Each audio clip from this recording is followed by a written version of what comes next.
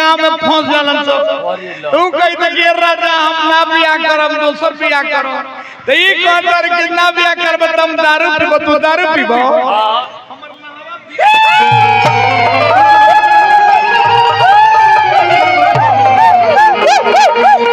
शैलेश बाबा camera focus कीजिए। पहले के कलाकार आज के कलाकार में ही अंतर पहले के वर्णन करता था शरीर के लोग आज जितना भाग था ओकर सब ढोड़ी के वर्णन कर रहा है। इनके ऐसा कौन ढोड़ी में चोप ढुकावता अरे महाराज कौन ढोड़ी में कांटी से खोदता कौन ढोड़ी के चाच के छील के छोड़ देता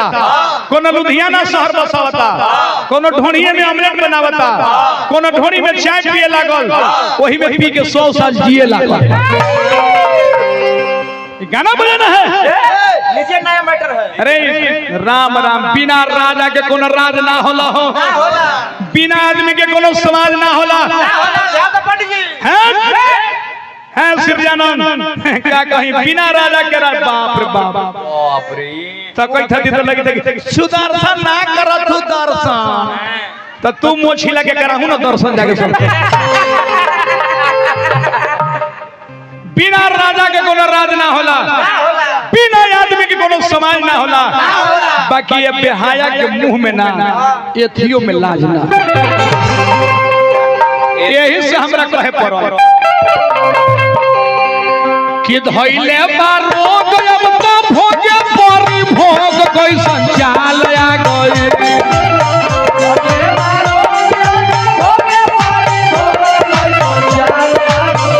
धइले बारो गयब त भोगे परी भोग कैसन चाल आ गए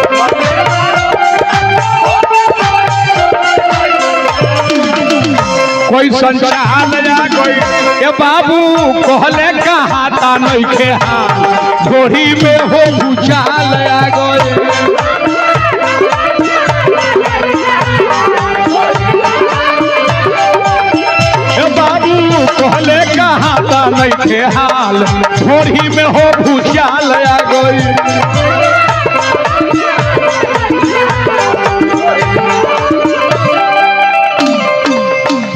ये गीत हमरा लिखे पर ऐसे ऐसे भक्ता व्यास के ढोड़ी में भूचाल आ गया। ये गीत सुदर्शन व्यास ऑफिशियल चैनल पे मिली ढोड़ी में भूचाल आ गया। प्रभुनाथ तिवारी से भाग नंबर 3 दुगुला में गौले बनी। चैनल के देखी निक लगी तो कमेंट करब सब्सक्राइब करब चैनल के बताए कि कैसे हम गीत गाए समाज कुछ ऐसा गीत गाए जो समाज सुधरे। हमरा हवा मत बोलनी हम बेवकूफ आइल बे हमरा से प्यार ना करबे तो दारू पे लग रहे अरे मने मोछ ले चलल बड़े लइका लइकी के छोड़ी बचन देखावे समाज में प्रदर्शन फैलावे कैसे से लइकी सब फंस जाए कैसे का करे के चाहिए बेवकूफ प्यास छी काहे फालतू बोल रहा फालतू सुना फालतू मुंह में नीचा मत करो रोवा मत कीची मत भी का पंडित जी ध्यान दो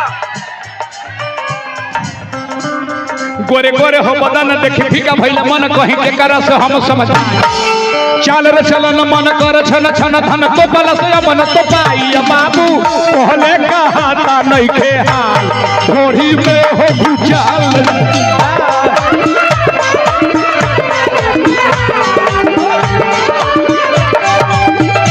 बाबू कहले कहाता नइखे हाल घोड़ी में हो भूचाल आ गई।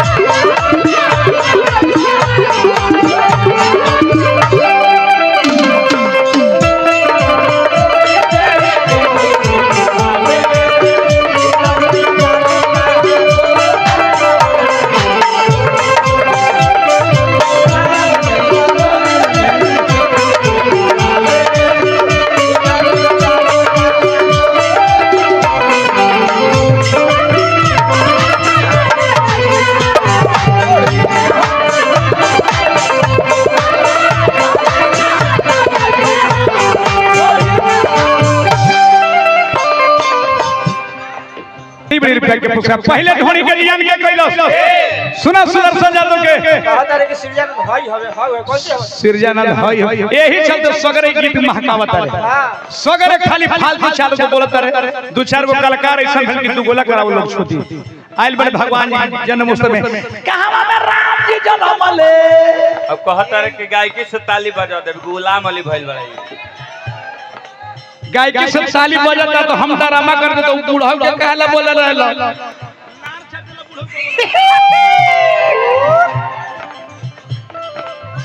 पहले ढोड़ी के ज्ञान के गइल पवन सिंह ढोड़ी में बियर धर धर तब बेचारी डरे मुंड लेली माटी से त खेसारी एले त काटी से खोदे लगल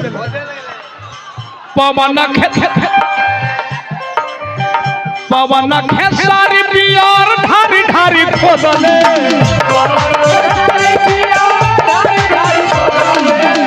पवन खेसारी बियर ढारी ढारी खोदले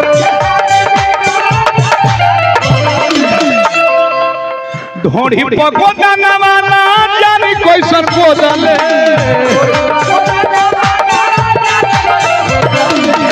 ढोड़ी पगोदा नवाना जानी कैसन बोदले तब ले जब ढोड़ी में गोदना गोदा गल तो शिल्पी एगो कलाकार हाँ का शिल्पी का कइले शिल्पी शहर लुधियाना हो भाषा के छोड़े शिल्पी शहर लुधियाना रे भाषा के छोड़े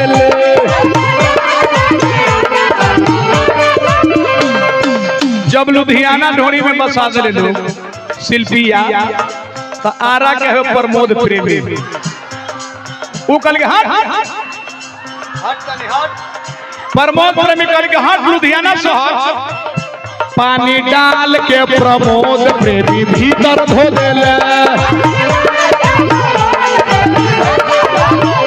पानी डाल के प्रमोद प्रेमी भीतर धो देले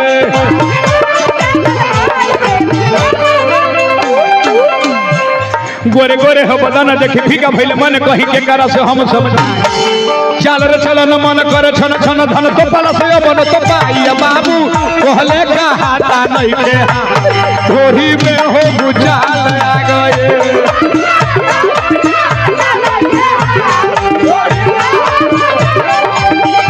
बाबू कहले का हाटा नहीं के ढोरी में हो बुझाल आ गए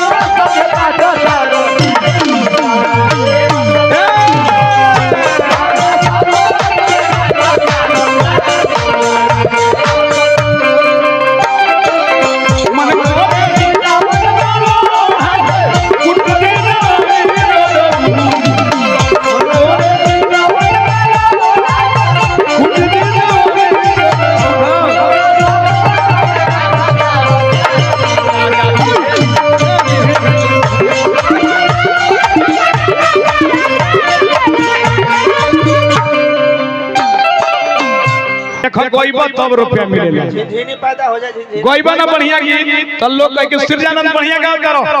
हई बगली में से लो हई हो में से ले लो हई हो में से ले लो हई हो में से ले लो लेके पिछला बगली में धर लो तब का भाई जब प्रमोद प्रेमी ढोरी के धो देले पानी डाल के तब के आई अवधेश प्रेमी लोकेशन ढोरी में खोजे लगे खोजे हो लोकेशन अवधेश प्रेमी लगले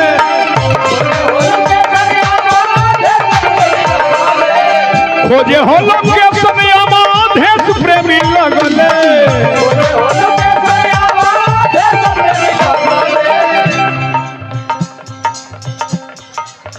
तो अमित पटेल है लेकिन लोकेशन तो ढूक गए ढोड़िए तो देखले कि मैं कैंसर भले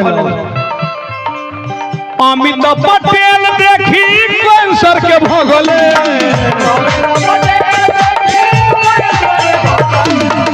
अमित पटेल देखी कैंसर के भगले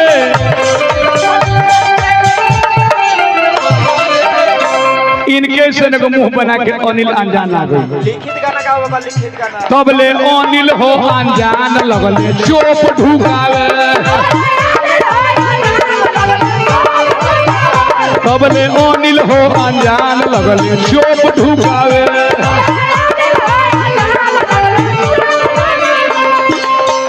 बुलेट राजा छिल के छोड़ देले कुआं खोदावे, बुलेट राजा छिल के छोड़ देले कुआं खोदावे।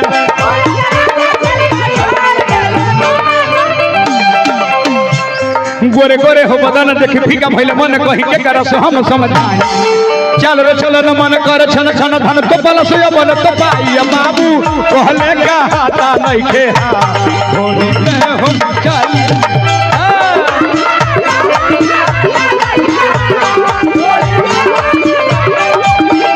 बाबू कहले का हाथा नइखे हाल थोड़ी में हो भूचाल आगो।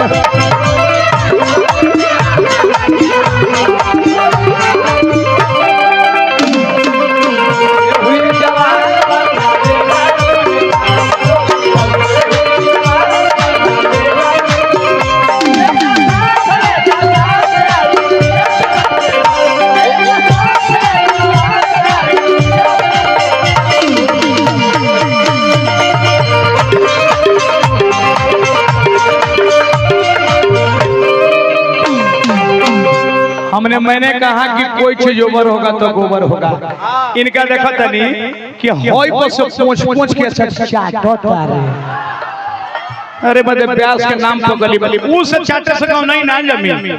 नीचे अंगुरिया नचनिया के करके जीभ से चाट जाता और निमन लगे।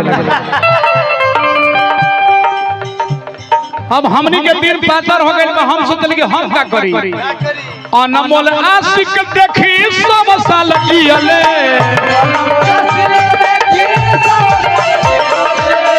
अनमोल आशिक देखी सब साल जियले।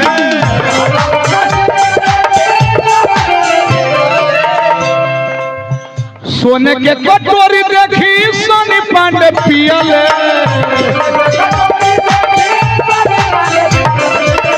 सोने के कटोरी देखी सोनी पांडे पियले।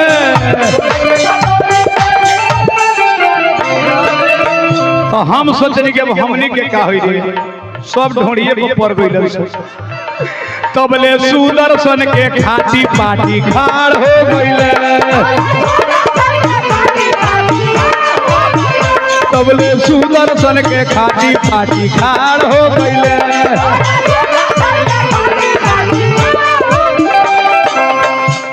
ढोड़ी कोढ़ी ऐसन देखाला बाजार हो गइले,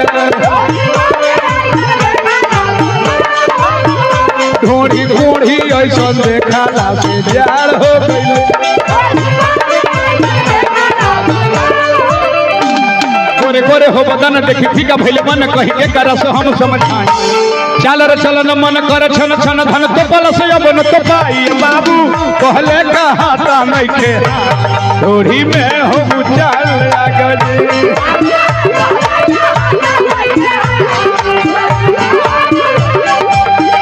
बाबू कहले का हाथा नइखे ढोड़ी में हो बुझाल लागल।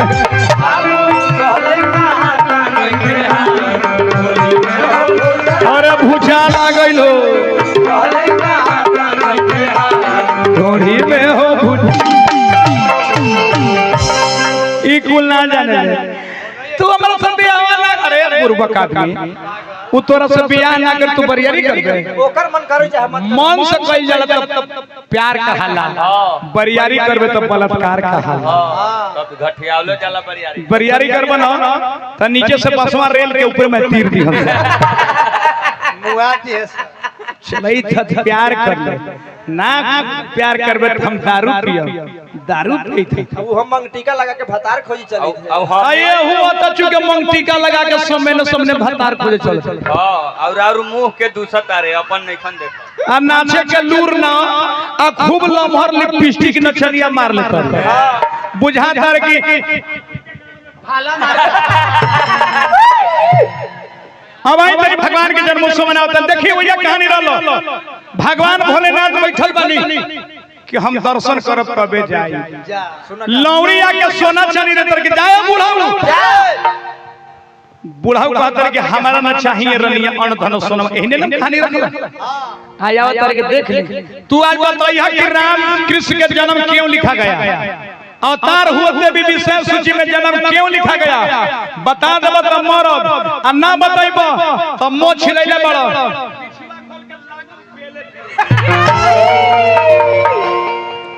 भगवान भोलेनाथ बैठल बानी,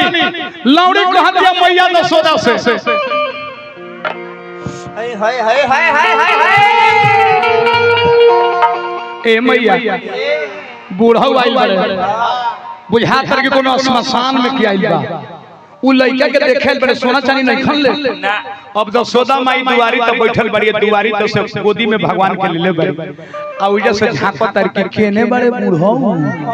आ तबले भगवान गोदी में से झांक दे रहे। शंकर भगवान के नैन भगवान से मिलल, नैन नैन मिली भई ठगोरी ई कुल ना जाने ला भगवान कनखी मरले की घस गई जैसे। शंकर जी जब चल गए तो शंकर जी अफसोस करता रहे, गांव के दक्षिण में जामुन के पेड़ में बसा बैल बनले रहनी है, पढ़ा लिखा तब सुदर्शन यादव से टक्कर लग चलल बड़े दारू पीबे ना पिया करबे तो मर जाबो, लान से तो मर जा कथा कीर्तन बुझाते नहीं खाइल बड़े उस जन्म उत्सव कर। हे बाबू भगवान भोलेनाथ गांव के दक्षिण में जामुन के पेड़ पर बैल बहले रहनी है, चल बनी जब बैल के नजदीक गनी तब अफसोस करतनी कि भगवान रोवे के हम प्रणाम ना कइनी हो, भगवान रोवे के प्रणाम ना करी, भगवान अंतर्यामी जान गइनी लोगने को तो सोदा जी के गोदी में रोवे भइल हालांकि दौड़ा हो एगो श्मशान में बूढ़ा श्मशान में के बुढ़ाई रह लइका के नजर लगा के भागल बा, दौड़ल बा गोप भगवान शंकर जी के जाके बाह धले ल चलो चलो लइका के धारा। अब शंकर भगवान आके जटवा खोल के अब भगवान के चरनिया पर ठेकावत तनी प्रणाम करतनी, लेकिन ई भेद के उ जानत नहीं खे। पढ़ा लिखा हो छठिहार गवे बड़ा